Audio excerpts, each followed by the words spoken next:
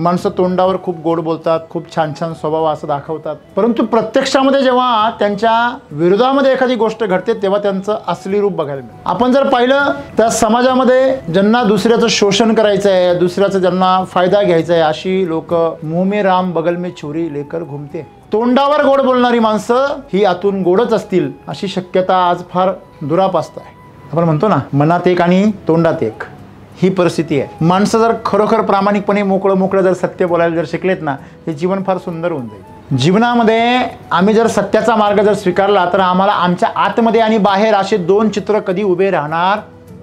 आणि म्हणून आज आम्ही या संदेशातून हे शिकायचं आहे की बाहेर तुम्ही काहीही असा, तुमच्या आजूबाजूला काहीही असू द्या, पण तुम्ही तुमच्या आतमध्ये एक नम्र, एक प्रसन्न आणि शांत स्वभावाचं जीवन असलं पाहिजे। आणि तुम्ही तुमच्या आतमध्ये कसे आहात हे ज्या दिवशी तुम्हाला कळायला लागलं त्या दिवसामध्ये तुमच्या जीवनामध्ये क्रांती झाल्याशिवाय राहणार नाही, आणि जे सार्थक जीवन आहे तुम्ही जगल्याशिवाय राहणार नाही। मित्र हो, संत असं म्हणतात, उस डोंगा परे रस नोय डोंगा, काय भुललासी वरिलिया रंगा। ऊस जरी वाकडा तिकडा असला तरी पण त्याच्यामध्ये जो रस असतो त्याचा गोडवा वाकडा तिकडा नसतो का? असं कधी होतं की एखादा वाकडा ऊस आहे मग त्याचा रससुद्धा कडू आहे? नाही। ऊस कसा आहे असू द्या, त्याच्या बाहेरच्या असण्यावर त्यातला आतला रस अवलंबून नसतो। म्हणून संत म्हणतात, उस डोंगा परे रस न हे डोंगा, काय भुललासी वरील या रंगा। आज मनुष्य अशा दिशेने प्रवास करतोय की प्रदर्शनाला जास्त महत्त्व आहे, दर्शनाला महत्त्व नाही राहिलं। दर्शन आतून आहे, प्रदर्शन बाहेरून आहे। सौंदर्य सगळं वेगळी आहे, मग ते शरीराचं असो किंवा मनाचं असो। माणसं तोंडावर खूप गोड बोलतात, खूप छान छान स्वभाव असं दाखवतात, परंतु प्रत्यक्षामध्ये जेव्हा त्यांच्या विरोधामध्ये एखादी गोष्ट घडते तेव्हा त्यांचं असली रूप बघायला मिळतं। तुम्ही जर ॲमेझॉनच्या जंगलामध्ये कधी गेलात, जेवढे काही प्राणी अतिशय रंगीबेरंगी आणि तुम्हाला आकर्षित करणारे असतात ते सर्वच्या सर्व अत्यंत विषारी असतात। त्या प्राण्यांकडं त्यांचा जो काही आकर्षित करणारा जो रंग आहे तो त्यांच्या भक्ष्याला भुलवतो, आणि कदाचित चतुर माणसाने त्यांच्याकडूनच हा धडा घेतला आहे स्वतःला रंगवण्याचा। आपण जर पाहिलं त्या समाजामध्ये ज्यांना दुसऱ्याचं शोषण करायचं आहे, दुसऱ्याचा ज्यांना फायदा घ्यायचा आहे, अशी लोक मुंह में राम बगल में छुरी लेकर घुमते। तोंडावर गोड बोलणारी माणसं ही आतून गोडच असतील अशी शक्यता आज फार दुरापास्त आहे। आज शंकेला फार जागा आहे की ज्यांना आम्ही चांगले म्हणतो, ज्यांच्याकडे चांगुलपणा आहे, ज्यांच्याकडे करुणा आहे असं लोक दाखवतात, खऱ्या अर्थाने ते लोक पाखंडी निघतात। फार पूर्वीपासून ग्रंथांमध्ये साधू संतांनी सांगून ठेवलं की या जगामध्ये महापाप काय आहे, तर महापाप कोणाची हत्या करणं, अत्याचार करणं किंवा चोरी करणं यापेक्षाही भयंकर महापाप जे सांगितलेले ते म्हणजे पाखंड। पाखंड म्हणजे तुम्ही जसे नाही आहात तसं दाखवणं, ढोंग ज्याला आम्ही म्हणतो, हे सर्वात खतरनाक आहे। म्हणून सद्गुरू आज आम्हाला सांगता, तुमच्या जीवनाचा जो तुमचा अनुभव आहे ना आजचा, तो अनुभव तुम्ही बाहेरून कसे आहात त्याच्यावर अवलंबून नाही आहे। तुमच्या अवतीभोवती काय आहे, तुम्ही काय योजना करून ठेवलेली आहे। तुम्ही नेहमी पाहिलं असेल की जे नवीन नवीन श्रीमंत होतात ना, ते आपल्या सोबत बाउन्सर घेऊन येतात, त्यांना कोणी ओळखत पण नाही अजून तरी पण बाउन्सर घेऊन येतात। म्हणजे जी नवीन नवीन दौलत आलेली आहे ना, तिचा फार शो करण्याची त्याला काय असते, हौस असते। जनरली असा एक सामान्यपणे अशी गंमत आहे की जी माणसं श्रीमंतीचा बडेजाव करतात आणि शो करतात ती आतून फार गरीब असतात। बघा, मोठे मोठे चष्मे घालणं, रंगीबेरंगी कपडे घालणं, लोकांचं लक्ष आपल्याकडे आकर्षित करून घेण्यासाठी आणि ग्लॅमर, एक प्रसिद्धी निर्माण करण्यासाठी ही माणसं धडपडत असतात। कारण पैसा मिळवेपर्यंत पैसा पैसा पैसा, आणि पैसा मिळाल्यानंतर प्रतिष्ठा मिळवण्याचे लोक प्रयत्न करतात, कारण पैसा मिळाला म्हणजे प्रतिष्ठा मिळेलच असं नाही आहे. बघा, दाऊदकडे किती पैसा आहे, किती संपत्ती आहे, बरोबर आहे, परंतु त्याला सन्मान आहे का, आदर आहे का, नाही. हे लक्षात घ्या. श्रीमंत तो पण आहे. सांगण्याचं तात्पर्य असं आहे की श्रीमंती आम्हाला हवी, पण कुठल्या मार्गाने हवी हे तुम्हाला आत डोकावल्याशिवाय कळणार नाही. बाहेर समाजामध्ये तुम्ही जर बघत राहिला, लोकांबरोबर तुलना करत राहिला, तर तुम्ही भरकटणार आहे. तुम्ही बाहेरून किती सुंदर दिसता त्यावर तुमचं आतलं सौंदर्य बिलकुल अवलंबून नाही आहे. एक सरासरी असा नियम आहे, बाहेरून जेवढे सुंदर माणसं असतात तेवढे आतून कुरूप असतात. बाहेरून जेवढे श्रीमंत दिसतात तेवढे आतून गरीब असतात, दरिद्री असतात. एकदा एका श्रीमंत माणसाकडे एखाद्या भिकाऱ्याने भीक मागितली. त्याने खिशातून 1 रुपया काढून त्याला दिला. भिकारी त्याला म्हटला, हा 1 रुपया तुझ्याकडे ठेव, इथं जागा आहे माझ्या शेजारी, तू पण बस, आपण दोघं मिळून मागू. म्हणजे तुमच्याकडे संपत्ती किती आहे यावरून तुमची श्रीमंती नाही कळत, तुमचं अंतःकरण श्रीमंत आहे की नाही ह्याच्यावरून तुमची श्रीमंती कळते. मग ती बुद्धीच्या बाबतीत असो, तुमच्या शरीर बलाच्या बाबतीत असो, किंवा तुमच्या आर्थिक बलाच्या बाबतीमध्ये असो, किंवा इतर कुठली गोष्ट असो. एक तुम्ही अभ्यास करा, माणसं आपल्या अवतीभोवती घर चांगलं घेतात, एक चांगली कार घेतात, कपडे चांगले घालण्याचा प्रयत्न करतात, कर्ज घेता, कॅश क्रेडिट घेता, भयंकर हप्ते भरता, जीवाचं रान करता, कष्टही करता, परंतु ती जी योजना त्यांनी आपल्या अवतीभोवती केलेली आहे ती योजना का केली जाते, कारण कुठेतरी आतमध्ये काय आहे, न्यूनगंड आहे की मी श्रीमंत तर झालो पण मला समाजाकडून मान्यता मिळत नाही, माझ्या श्रीमंतीला समाजाकडनं दाद मिळत नाही, म्हणून मला काहीतरी शो करणं गरजेचं आहे. बघा, तुम्ही श्रीमंत झालात ना, तुम्ही जर चांगलं घर बांधलं, चांगला बंगला बांधला, चांगली गाडी घेतली, चांगली गोष्ट आहे. मग फरक कसा ओळखायचा की हा माणूस आतून श्रीमंत आहे की नाही. ज्यावेळेस सबके लिए खुला है मंदिर हमारा अशी भावना असते, ती गाडीपेक्षा माणसांची किंमत त्याला ज्याला जास्त असते, त्या घरापेक्षा येणाऱ्या पाहुण्यांची किंमत ज्याला जास्त असते, त्या पाहुण्यांचा, त्याच्या लेकरांचा आनंद ज्याला जास्त असतो. घर खराब झालं तरी चालेल पण त्याचा आनंद सगळ्यांना घेऊ द्या, गाडी खराब झाली तरी चालेल त्याचा आनंद सगळ्यांना घेऊ द्या, ही भावना ज्याच्याकडे आहे तो खरा श्रीमंत. स्वतःच्या मुलाला सुद्धा गाडीत बसून द्यायचं नाही, का रे बाबा, हां खराब होते. हां, सोप्यावर उभं राहून द्यायचं नाही, काय रे बाबा ते खराब होतं. या जगामध्ये वस्तू वापरण्यासाठी आहे, माणसं प्रेम करण्यासाठी आहे, हेच जो विसरून जातो तो दरिद्री आहे, लक्षात ठेवा. आणि म्हणून जीवनामध्ये आमचे जे अनुभव आहे ते अनुभव बाहेरून कसे आहे ह्यानी काही फरक पडत नाही. तुमच्या अवतीभोवती तुमची प्रशंसा करणारे किती लोक तुम्ही गोळा करून ठेवलेले आहे, किती लोकांना तुम्ही एंटरटेन करून ठेवलेलं आहे, मनोरंजन करून ठेवलेलं आहे त्यांचं. अरे आपण कुत्र्याला खायला जर टाकलं ना तर ते सुद्धा आपल्यापाशी लोंडा घोळतं. तर माणसांचं काय, तुम्हाला भेटतील ना, सर्व प्रकारची माणसं भेटतात, विशेष करून आळशी माणसं तुमच्या अवतीभोवती फार लवकर गोळा होतात.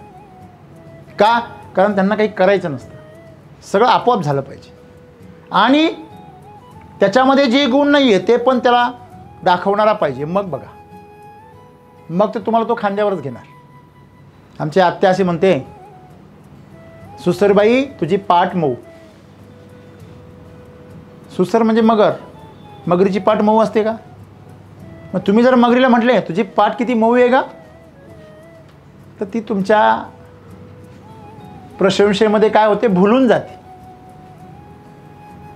हां बरोबर आहे. तुम्ही जी छोटी गोष्ट लहानपणी ऐकली असेल ना, का एका कावळ्याच्या तोंडामध्ये मासा होता आणि तो लांडग्याला खायचा होता. लांडग्याला काय पाण्यामध्ये जाऊन मासा पकडता येत नाही, मग कावळ्याच्या तोंडामध्ये होता. तिकडून लांडग्याला म्हटलं, अरे कावळे दादा, काय तुमचा रुबाब आणि काय तो तुमचा आवाज कानावर पडला की कसं छान वाटतं, दिवस चांगला जातो. कावळे दादा आनंदाने खुश झाले आणि आवाज काढायला गेले, मासा खाली पडला आणि त्या लांडग्याने खाल्ला आणि निघून गेला. कावळा म्हणे, अरे तू माझा आवाज तर ऐक. म्हणे, ऐकला म्हणे काल, नंतर कधीतरी ऐकू. असं आहे. त्याच्यामुळे जीवन जगत असताना अशा प्रकारचं तू माझं कौतुक कर, मी तुझं कौतुक करतो. आता यात्रेचं आज काल आहे, तर यात्रेमध्ये कुस्त्या होतात. मग काही पैलवान, आता सगळे पैलवान असतात सगळ्या परिसरातले पंचक्रोशीतले, ते सगळ्या गावांमध्ये जातात हंगाम्याला. त्या हंगाम्यामध्ये जातात तिथे. मग काहींचं आधीच ठरलेलं असतं,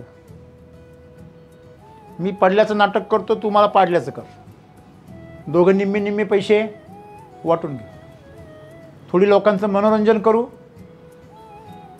कशाला एकमेकाचे हातपाय मोडायचे, आहे की नाही. असा समाज झालेला आहे. आणि म्हणून सद्गुरूंना सांगावं लागलं की तुमच्या जीवनातला जो अनुभव आहे ना, तो अनुभव तुम्ही कसे आहात, बाहेरून कसे आहात, तुम्ही कुठल्या पदावर आहात, तुम्ही कोण आहात, तुम्ही श्रीमंत आहात, गरीब आहात, तुम्ही उच्च पदावर आहात, महान एखाद्या,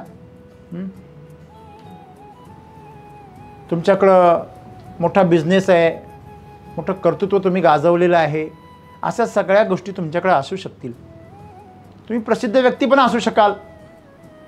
तुमच्या अवतीभोवती तुमचा लवाजमा असेल, संपत्ती असेल, तुमची प्रॉपर्टी असेल, तुमची ओळख त्याच्यापासून तयार झालेली असेल. पण तुमचा जो अनुभव आहे, जो तुमच्या जीवनाबरोबर पुढे जाणार आहे, जो तुम्हाला खऱ्या अर्थाने समाधानी करणार आहे, तुम्हाला खऱ्या अर्थाने जीवन जगण्याचा आनंद देणार आहे, तो अनुभव तुम्हाला ह्यातून नाही मिळणार, यातून तृप्ती नाही मिळणार तुम्हाला. मला सांगा, तुमचं कोणी जर कौतुक केलं, तुम्हाला कसं वाटतं? बोला ना. छान वाटतं.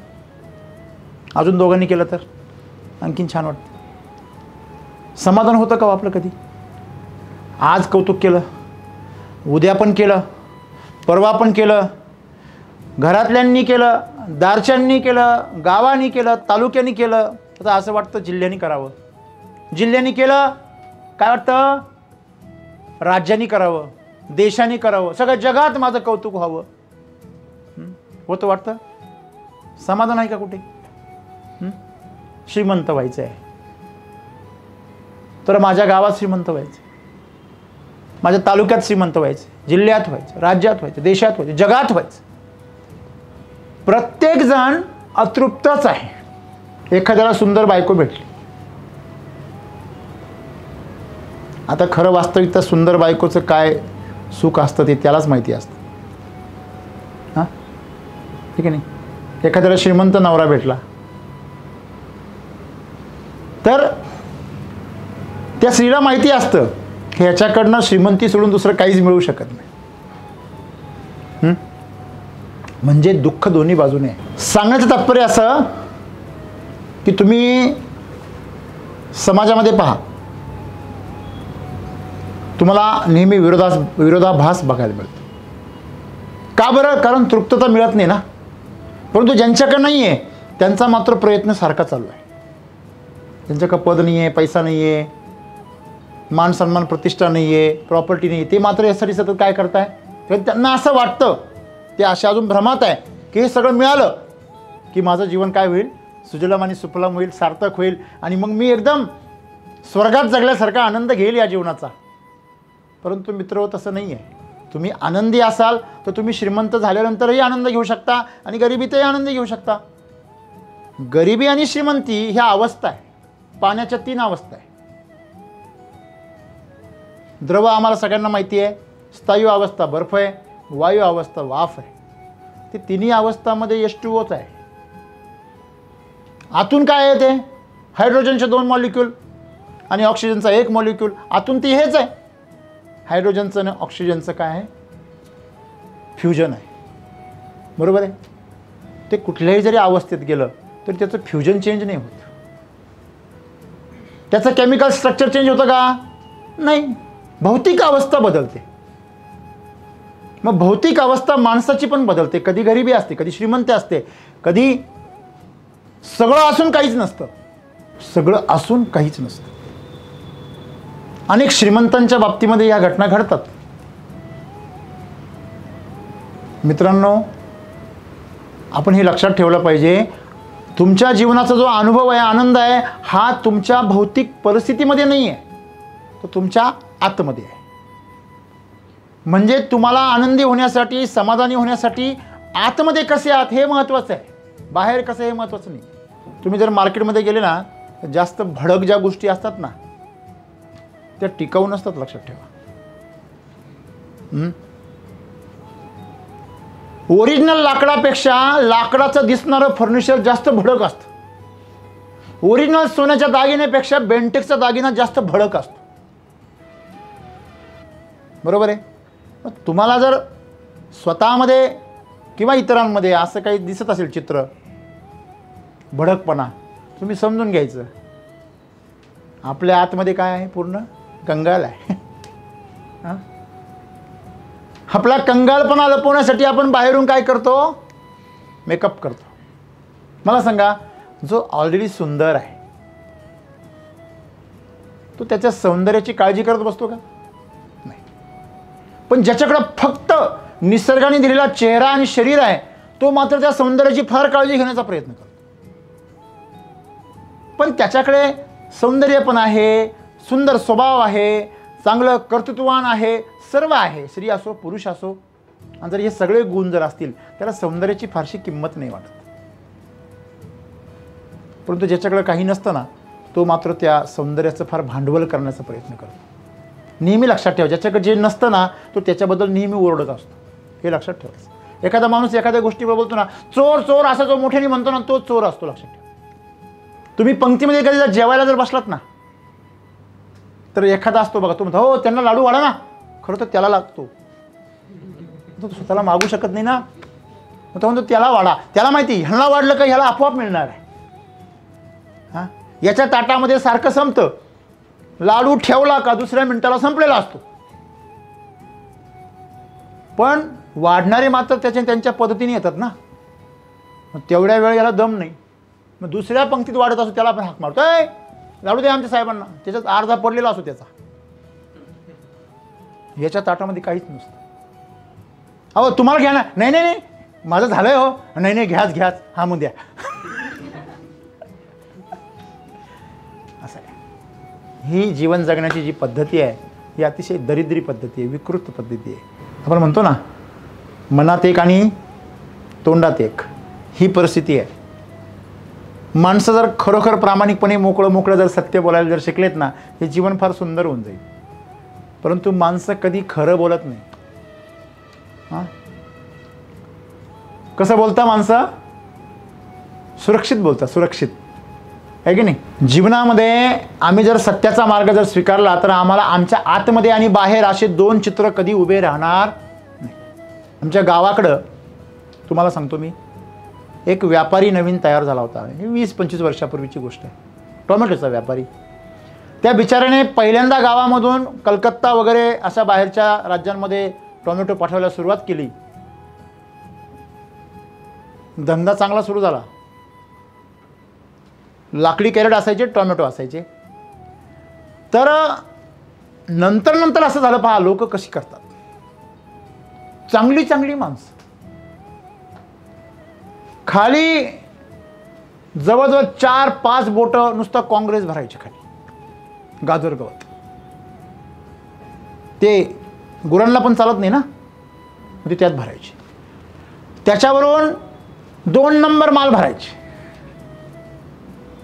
आणि वर भरत आलं की मग 1-2 थर चांगल्या टमाट्याचे लावायचे आणि त्याच्यावरून बी चांगलं गवत घालायचे, बराच थर, एवढा झाड. म्हणजे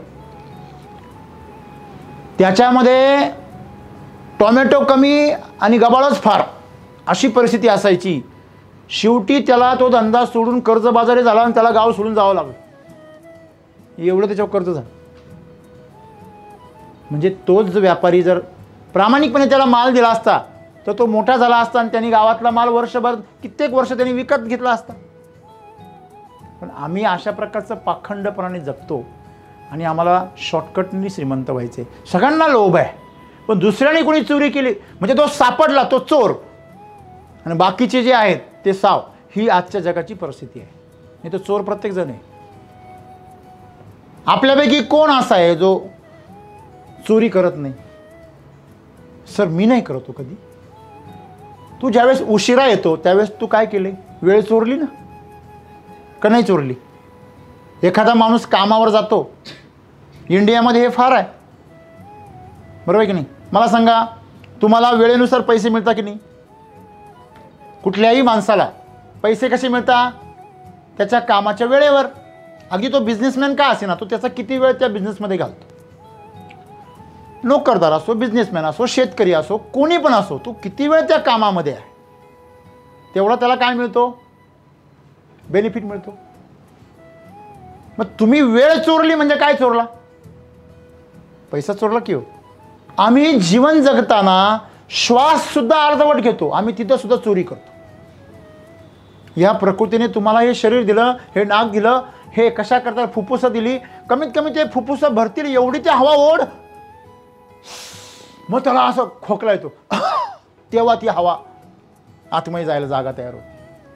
खोकला काय येतो माणसांना माहिती आहे? ऑक्सिजन कमी पडला की खोकला येतो. तो कफामुळे होणारा खोकला वेगळा, पण जनरली या माणसाला सरासरीमधूनच कधी कधी खोकला येतो ना. सकाळी आम्ही ज्यावेळेस प्राणायाम करतो ना, बऱ्याच जणांना ध्यान लावलं का खोकला येतो. ऑक्सिजन लेवल कमी होते. मग हे शरीर यंत्रणा काय करते? एकदम अंकुंचन करतं शरीर. मग सगळी हवा बाहेर पडते वेगाने, मग आपोआप कॅव्हिटी तयार होते. आणि कॅव्हिटी म्हणजे पोकळी ज्याला म्हणतो, ती पोकळी तयार झाली का मग आपोआप हवेच्या दाबानुसार हवा कुठे जाते? आतमध्ये. म्हणजे ह्या प्रकृतीला तुमच्यामध्ये बळजबरीने काहीतरी करावं लागतं, तेव्हा तुम्ही काहीतरी करता. अरे श्वास ज्याच्यामुळे तुम्ही जिवंत आहे, तो घेण्यामध्ये सुद्धा कंजूसपणा आहे तुमचा. अन्न खाताना 24 वेळा चावावं, कमीत कमी 32 वेळा तर डॉक्टरांनी सांगितलं, 24 वेळा तर चावा. इकडं आमचं तू आला मी गेला, तू आला मी गेला. आमच्या कुठल्याही कृतीमध्ये आम्ही आत उतरत नाही, आम्ही बाहेर बाहेर असतो. आम्हाला बाहेरून खडी मारायला फार आवडतात. हां, प्रत्यक्ष त्या घटनेमध्ये आम्ही उतरत नाही. आणि म्हणून सद्गुरू आम्हाला सांगता की आपल्या अवतीभोवती आणि आपल्या बाहेर तुम्ही जे काही आहात त्यांनी तुमच्या जीवनाचा अनुभव कधीही निश्चित होऊ शकत नाही. लक्षात ठेवा, तुम्ही तुमचं मूल्यमापन, जग तुमच्याबद्दल काय बोलतं, समाज काय म्हणतो, तुमचे मित्र काय म्हणतात, त्यांनी ठरत नाही. तुमचं काय मूल्यमापन आहे? हां, इन्कम टॅक्स डिपार्टमेंट का तुमचा IT रिटर्न आहे तो किती पॉवरफुल आहे, तुमचं बँकांमध्ये सिबिल किती पॉवरफुल आहे, यांनी तुमचा जीवनाचा अनुभव ठरत नाही. तुमच्या किती बंगले आणि तुमच्याकडे किती प्रॉपर्टी बँक बॅलन्स आहे यांनी तुमच्या जीवनाचा अनुभव ठरत नाही. तो ठरवतो आम्ही, म्हणून तर आम्ही कायम दुःखी आहे. ते असणं वाईट आहे का? बघा, गैरसमज करू नका. ते असणं चांगलंच आहे ना. मला सांगा, तुमच्याकडं सगळ्या प्रकारची समृद्धी आहे. आता या हवेमध्ये ऑक्सिजन किती भरपूर आहे. प्रकृतीने काही कंजूसपणा केला आहे का? नाही. जो जेवढा घेईल त्याचा. तुमच्या घरात किती पण संपत्ती असू द्या, तुम्ही एका वेळेस जेवढं पोट तुमचं भरतं तेवढंच खाणार आहे. तुम्ही एका वेळेस एकाच बेडवर झोपणार आहे का? तुमचे 5 फ्लॅट आहे, मग 5 फ्लॅटमध्ये तुम्ही 4 फ्लॅटमध्ये तुमचे भूत पाठवणार आहे का?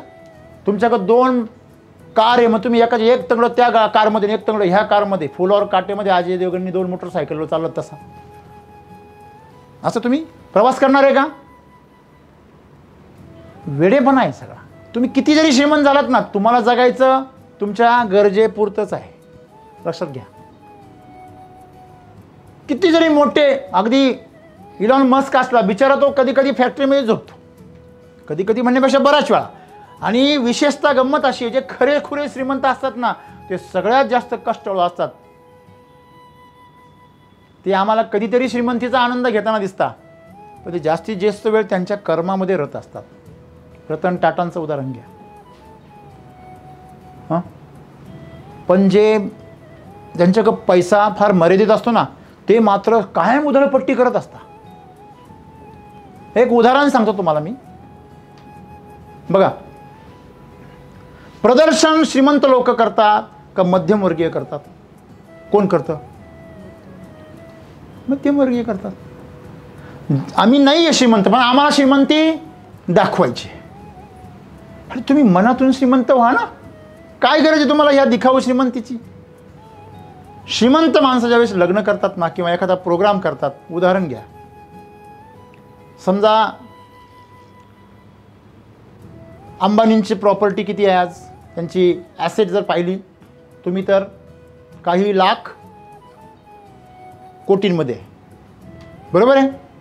आणि त्यांनी लग्नाला जर समजा 300 कोटी खर्च केले, 100, 200, 300 काय केले असतील, तुम्ही 300 कोटी आणि 1,00,000 कोटी याची पर्सेंटेज काढा बरं. 1000 कोटी म्हणजे 1% झालं, बरोबर आहे का? कमी चुकतोय? 1000 कोटी म्हणजे 1%. त्याच्यातलेही म्हणजे 0.3% त्यांनी काय केला, फक्त खर्च केला त्यांच्या लग्नावर. आता मध्यमवर्गीयांचं पहा, त्याचं वर्षाचं उत्पन्न किती आहे सगळं मिळून? 10-12 लाख रुपये, 20 लाख रुपये. मी 10-12 लाखावाल्यांना सुद्धा बाजूला ठेवतो. बघा बरं का, पाखंड किती मोठा आहे. का बरं आम्ही गरीब आहे, का आम्ही हपापलेले, का आमच्यामध्ये आनंद नाही आहे? कारण आम्ही ढोंगे आहे. आम्ही बाहेर एक आहे आणि आतमध्ये एक आहे. मी फेटा बी असा देतो की मध्ये टक्कल उघडत राहतो, असं बाजूने गुंडाळतो. असं कशाला देता? त्यापेक्षा एक चांगला स्वच्छ पाण्याचा ग्लास द्या ना थंड प्यायला. मी लग्नांमध्ये जा, एकदम बडेजा वाचतो. त्या मंगल कार्यालयाला 2-2.5-3 लाख रुपये देऊन मोकळे होता आणि त्याच्याबरोबर जेवणासाठी घासाघीस घालता. हे बो हे जास्त होता बो. DJ वाल्याबरोबर का नाही घासाघीस करत? हां, बस्त्याला गेल्यावर का नाही घासाघीस करत? तुला तो मोठेपणा दाखवता. तुम्ही 25ची घेतली का मग आम्ही 30ची घेतो. साडी म्हणतोय मी. हां, मग विचार करा, 15-20 लाख रुपये ज्याचं अर्निंग आहे वर्षाचं, तो सुद्धा लग्नावर 10 लाख रुपये खर्च करतो. करतो का नाही करतो? करतो ना. म्हणजे त्याचा किती टक्के खर्च झाला? 50%. काही लोक तर 200% खर्च करतात, 100% आणखीन कर्ज करतात. अशा लोकांना कोरोना काळाची गरज आहे. 5 लोकात लग्न खतम. हां मित्रांनो, एक लक्षात ठेवा, प्रदर्शन आणि प्रदर्शन, या प्रदर्शनापायी मनुष्य आज काय चाललेलं आहे, भरकटून गेलेलं आहे. दर्शन नाही आहे कुठेच. कारण दर्शन आतून असतं. दर्शन कुठं असतं? आतून. असं म्हणतात की एखादा माणूस आहे, तुम्ही ज्यावेळेस बाहेर जाता कुठेतरी फिरायला, तर तुमच्याबरोबर जो नवीन माणसं तुम्हाला भेटता, हॉटेलमध्ये, बिझनेसमध्ये, कुठेही ट्रीपमध्ये, त्यावेळेस तो हिंदी बोलत असतो किंवा इंग्लिश बोलत असतो. तो नेमकी कोण आहे हे आपल्याला कळत नाही, बरोबर की नाही? आणि समजा तुमचे कोणाशी तरी संबंध आले आणि तुम्हाला 10-12 दिवस सोबतच राहायचे, असं तुमचं नियोजन झालं. कंपन्या असं ऑफर वगैरे देतात ना, मग त्यावेळेस त्या पूर्ण भारतामधील वेगवेगळ्या ठिकाणचे सगळे कर्मचारी एकत्र करून पाठवतात ट्रीपला. मग त्यावेळेस दुसऱ्या राज्यामधला कुठला तरी आपल्याला मित्र भेटला आणि तो आपल्याबरोबर रूम पार्टनर आहे, अशा प्रकारे तुम्ही जर फिरले, तर तो हुशार जर असला तर सांगून तो तुम्हाला कळू देत नाही की तो कुठला आहे, बरोबर की नाही? मग अशा वेळेस त्याला कसा ओळखायचा बरं, हा कुठला आहे, हा ओरिजिनल कोण आहे, त्याची मातृभाषा कोण आहे, कशी ओळखायची? काही नाही, सोपं आहे. सकाळी ज्यावेळेस तो झोपेतून उठतो ना, त्यावेळेस त्याच्या तोंडावर बादली होता पाण्याची, त्याची जी ओरिजिनल लँग्वेज असेल ना त्याच्यामुळेच ओरडेल तो, बरोबर आहे? म्हणजे तुम्ही किती जरी ढोंग केला ना तरी तुमचा जीवनाचा जो मूळ अनुभव आहे तो बदलत नाही कधी. आणि म्हणून तुम्ही स्वतःला कितीही लपवण्याचा प्रयत्न करा, स्वतःची ओळख लपवण्याचा प्रयत्न करा, तुम्ही तुमची ओळख लपवू शकत नाही. किमान स्वतःसाठी तर नाही बदलू शकत. स्वतःला माहिती असतं मी कोण आहे, बरोबर आहे. आणि म्हणून आज आम्ही या संदेशातून हे शिकायचं आहे की बाहेर तुम्ही काहीही असा, तुमच्या आजूबाजूला काहीही असू द्या, पण तुम्ही तुमच्या आतमध्ये एक नम्र, एक प्रसन्न आणि शांत स्वभावाचं जीवन असलं पाहिजे आणि ते पाझरलं पाहिजे असं बाहेर लक्षामध्ये. आणि म्हणून खऱ्या अर्थाने जीवनाचा आज लोक आनंद का घेऊ शकत नाही, कारण ते बाहेर भरकटलेले आहे. बघा, एकटा जर माणूस असला तर बोर होतो. त्याला जर मोबाईल, टी व्ही, असं पेपर काही जर नसलं तर काय होतो? बोर होतो. काय होतो? बोर. तुम्हाला मी किस्सा सांगितला अमेरिकेतला. 100 लोकांवर प्रयोग केला, त्यांना 2 ऑप्शन दिले. 15 मिनटं गुपचूप एकटं बसायचं एकांतामध्ये किंवा लाईटचा एक शॉक घ्यायचा. तर 25 ते 30% जणांनी शॉक खाणं स्वीकारलं. ते एकटे नाही बसू शकत, वेळ लागेल त्यांना. म्हणजे या जगामध्ये सर्वात बोरिंग कंपनी कोणाची आहे? सहवास कोणाचा आहे? कोणाचा आहे? स्वतःचा. कसं बनवलं तुम्ही स्वतःला? अरे एकटे असं तर माणसाने किती आनंदी व्हायला पाहिजे. अरे काय मूर्ख आहे, एकटा आणि आनंदी कसं काय राहू शकतो? आनंदी होण्यासाठी कोणीतरी पाहिजे, शेअरिंग करण्यासाठी.